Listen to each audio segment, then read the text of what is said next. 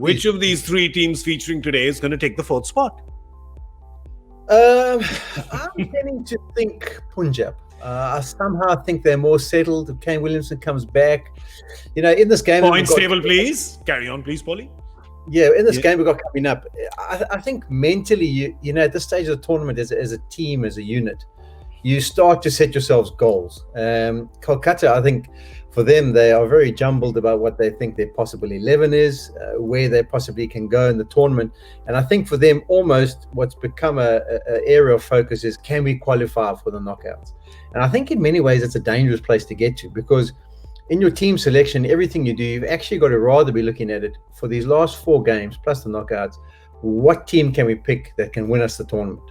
And I think that needs to dictate where their selection goes. They can't be just trying to fill the gaps in order to get over the line, in order to get to the playoffs and then hope for the best.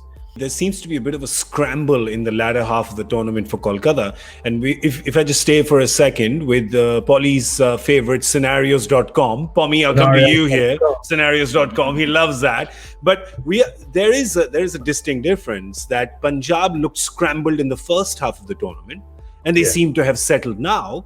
Whereas, strangely, Kolkata looked settled in the first half of the tournament and kind of looking scrambled now. Yeah, and to take it further in the comparison of the two sides with what has been going on. In the first half of the tournament, Punjab were playing decent cricket. Those two guys at the top of the order were getting runs, and their opening bowlers were getting wickets. And they still somehow would contrive to snatch defeat from the jaws of victory, right? That's what they did a couple of times, somehow end up in a super over in a game they've dominated, end up 2 runs short. Against who? Yeah. And when you look at Kolkata, you've been going, how have they won that? Yeah. How have they won that? Goodness, and there must be 3 games at least where you're going, they haven't played very well at all, and they've somehow managed to get on the other side of that. So they've pulled a rabbit out of a hat. Luckybreaks.com.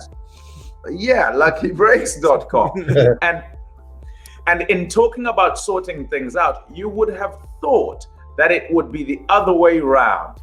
And by that I mean, if you've played the best game you can, or clearly not the best if you're Punjab and you're losing, but if you've played relatively good games and you've come off second best quite a few times, you expect what would happen then is that there'd just be a slide all the way downhill because you're clutching for answers.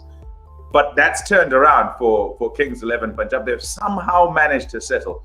If you haven't played so well and have got victories, you'd think that would kind of bore you and ensure then that, when you start playing better to potential, then you will start getting points anyway, and you'd be okay, and you'd be somewhere up the table because you got this head start when things weren't going well. It hasn't been so. In fact, the minds have got further and further cluttered for Kolkata.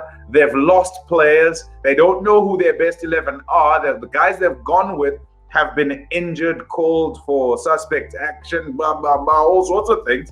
So now they're even further jumbled. So yeah, it's a worried camp, I think.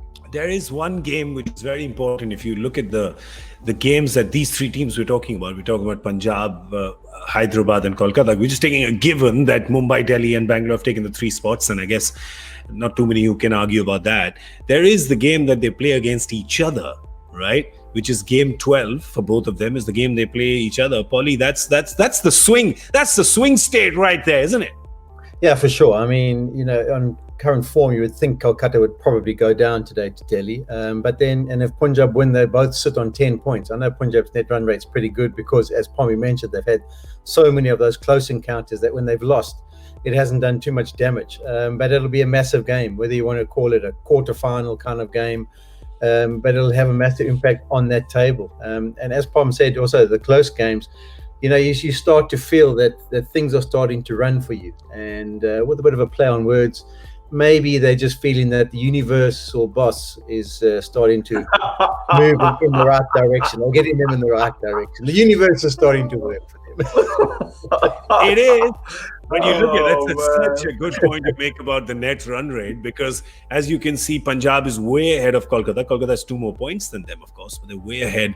And I'm just thinking, I don't know if Kolkata fans can handle the heartbreak 2 years in a row of their team coming fifth and missing out on net run rate. Bobby, that's a lot. It would be a disaster. But I think this is when I've talked about it on other shows. This is when you start watching the games as the other opposition. Yeah. And you start thinking, oh, if only this one could get rained out. And That's not happening. That's not happening. And now it was all ends in the car, but now the super overs have put pay to that. So net run rate is huge, because there's a good chance that it's not going to be rain effect. It's not going to be a windstorm coming through in Abu Dhabi or Dubai.